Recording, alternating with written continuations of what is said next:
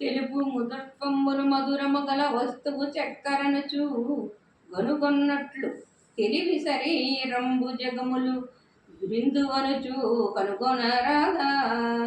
నే తెలిపిన విని నమ్మరాదా. తెలివి వీచే బయలు తెలిసి తెలివిని తెలివి చేతన పట్టి తీసి వెయ్యరా పోని కనుగొనరాదా. నే తెలిపిన తెలివిని విని నమ్మరాదా. సద్గురు పరమరాజుకి చూసారా ఏమి త్రివిధ ధర్మయుక్తముగా తెలియబడుచున్నది.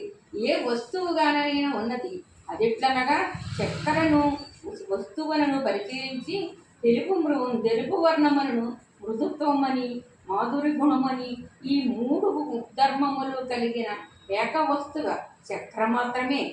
ఎట్లంటే ఎరుక ఒకటే అయినను అందు సర్వమును గుర్తెరుగు లక్షణము జడచేతను జీవోపాధులు ధరించుట లక్షణం. పంచభూతములు సమస్తమనిత్యమని జగత్తు కనిపించు లక్షణమును కలిగి ఉన్నది. బిందు స్వరూపమైన ఈ ఎరుకును తెలియరాదా. ఇందు సందేహమేమి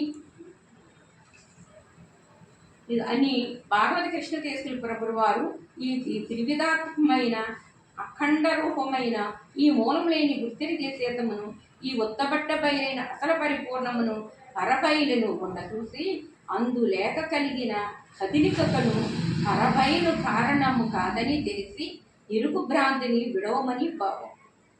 సద్గురు పరమరాజుకి జై.